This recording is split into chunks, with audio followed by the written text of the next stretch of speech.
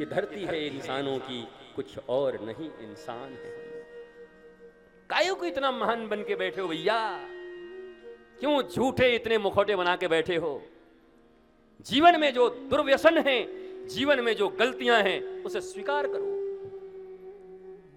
हमारे सनातन संस्कृति में भक्ति पथ पर, ज्ञान के पथ पर पाप को प्रकाश करते थे और पुण्य को छिपाते थे।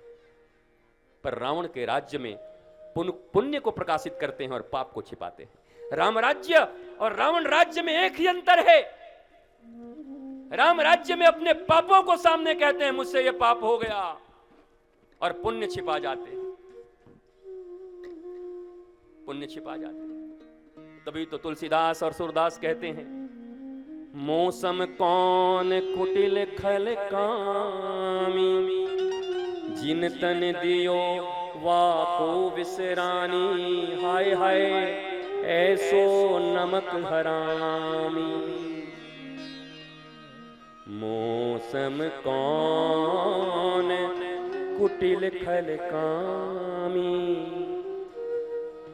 जिन तन दियो वाको बिसरानी, मैं कैसो नमक हरामी, मैं कैसो नमक हरामी। सूरदास कहते हैं, मैं कितना कुटिल हूं, मैं कितना खल हूं, मैं कितना कामी हूं। बताओ, सूरदास जो जीवन भर अंधे होकर के भी कृष्ण के सिवा किसी को जानते नहीं, प्रेम करते हैं उनको, उनके लिए अपने प्राणों को न्यौछावर कर देते हैं, वो कहते हैं मैं कुटिल हूं, खल हूं, कामी हूं।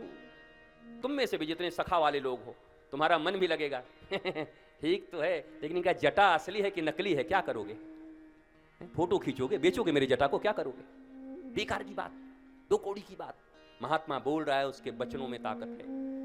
महात्मा बोल रहा है, उसके शब्दों में ताकत है। शब्द ब्रह्म है महात्मा के, संत के शब्द ही ब्रह्म है।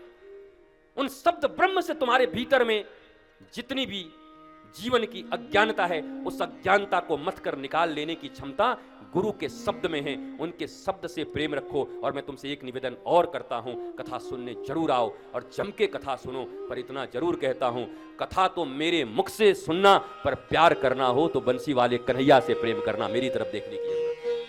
मैं कृष्ण से प्रेम कराने आया हूं। आपका प्रेम कृष्ण और राधा के चरणों में हो जाए। जिनके जीवन में आ गई राधा, उनकी मिट गई सारी बाधा। जिनके जीवन में आ गए कृष्ण, उनके जीवन के समाप्त हो गए सारे प्रश्न। बताओ, सब प्रश्न समाप्त हो जाएंगे, सारी बाधा समाप्त हो जाएगी। ऐसा 7 दिन का अवसर मिला हुआ है। इस अवसर को बीतने मत देना और ज्ञान सहित सुनना, ध्यान दे करके सुनना। कुछ समझ में ना आए तो मन ही मन वहीं से कहना, हे गुरुदेव भगवान, हम ये बात नहीं समझ पाए।